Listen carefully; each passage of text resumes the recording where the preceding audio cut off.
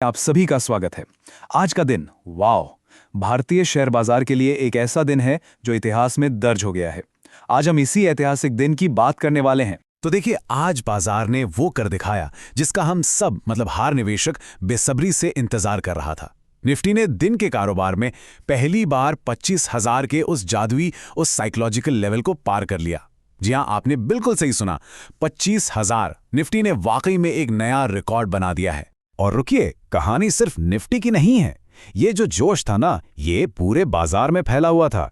Sensex ने भी क्या जबरदस्त छलांग लगाई, 676 पॉइंट्स ऊपर जाकर 81,273 पर बंद हुआ। ये जो नंबर्स आप देख रहे हैं, ये साफ साफ बता रहे हैं कि बाजार में बुलिश मोमेंटम कितना ज्यादा स्ट्रांग था। तो चलिए इस जबरदस्त रैली को डिकोड करते हैं।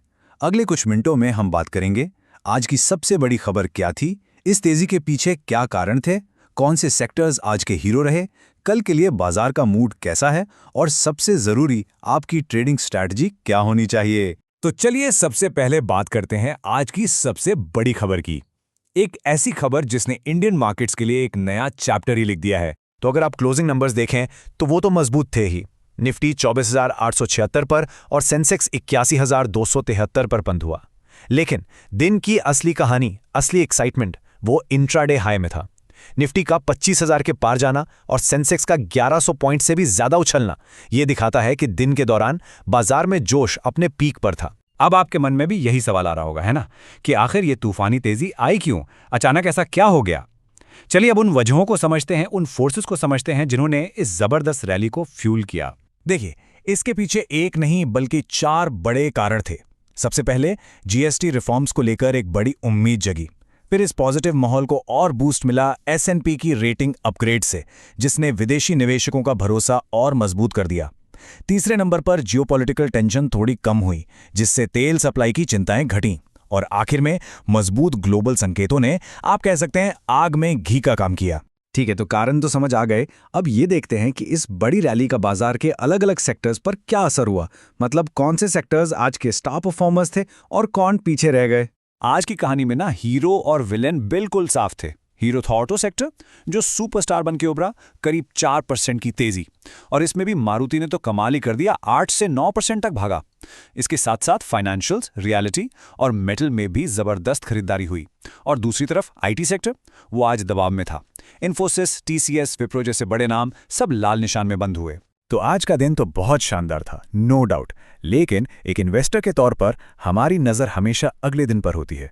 तो चलिए अब ये समझते हैं कि कल यानी अगले ट्रेडिंग सेशन के लिए बाजार का मूड कैसा रह सकता है। देखिए, एक्सपर्ट्स का मानना है कि ओवरऑल मूड तो पॉजिटिव ही है, लेकिन इतनी बड़ी रैली के बाद हो सकता है कि बाजार थोड़ा थमे, सांस ले, कुछ लोग प्रॉफिट बुक कर सकते हैं। इसे ही हम कंसोलिडेशन कहते हैं और ये एक हेल्दी मार्केट के लिए अच्छा होता है। तो उम्मीद तो पॉजिटिव है, पर हाँ, थोड़ी सावधानी भी बरतनी होगी। तो कल के लिए 2 बातें हैं। बाजार को ऊपर क्या ले जा सकता है, जीएसटी पर कोई अच्छी खबर आ जाए या फिर ऑटो और फाइनेंशियल्स में ये खरीदारी चलती रहे। लेकिन सिक्के का दूसरा पहलू भी है। खतरा ये है कि लोग प्रॉफिट बुकिंग के लिए बिकवाली कर सकते हैं या फिर कोई ग्लोबल टेंशन फिर से आ जाए और मूड खराब कर दे। तो आपको दोनों तरफ के फैक्टर्स पर नजर रखनी होगी। और अब आते हैं सबसे जरूरी सवाल पर। ये सब तो ठीक है, लेकिन आपको और मुझे क्या करना है। इन सब बातों को ध्यान में रखते हुए कल के लिए आपकी ट्रेडिंग स्ट्रैटेजी क्या होनी चाहिए। तो देखिए, एक्सपर्ट्स कुछ जरूरी लेवल्स बता रहे हैं जिन पर आपको नजर रखनी है। निफ्टी के लिए 24,750 से 24,800 का जो लेवल है वो एक मजबूत सपोर्ट है। मतलब अगर मार्केट गिरकर यहां तक आता है तो यहां से उसके वापस ऊपर जाने के चांस हैं। इसे ही बाय ऑन डिप्स का मौका कहते हैं। दूसरी तरफ 25,000 से 25,100 का लेवल एक दीवार की तरह है जिसे पार करना मुश्किल हो सकता है। इसे हम रेजिस्टेंस कहते हैं। और हां, अगर मार्केट 24,750 के नीचे फिसलता है तो फिर आपको सावधान हो जाना चाहिए। तो सीधी सीधी बात करें तो स्ट्रैटेजी क्या है। गिरावट पर खरीदें, उछाल पर बेचें। निफ्टी में लॉन्ग जाने की सलाह है, पर 24,717 का स्टॉप लॉस लगाना मत भूलिएगा। ऊपर की तरफ 24,982 और 25,086 ये 2 लेवल हैं जिन पर नजर रखनी है। सेंसेक्स में भी यही कहानी है। 80,781 के स्टॉप लॉस के साथ आप लॉन्ग जा सकते हैं। और कल के लिए जो सेक्टर्स आपके रडार पर होने चाहिए वो हैं ऑटो, सीमेंट और कंजम्पशन। तो आज हमने देखा कि बाजार ने वाकई एक नया इतिहास बनाया। फंडामेंटल्स मजबूत लग रहे हैं, सेंटिमेंट भी पॉजिटिव है, लेकिन असली सवाल अब भी वही है कि ये जो तेजी है क्या ये टिकेगी या फिर ये किसी बड़े तूफान से पहले की शांति है। इस सवाल का जवाब तो वक्त ही देगा, लेकिन आप इसके बारे में सोचिएगा जरूर।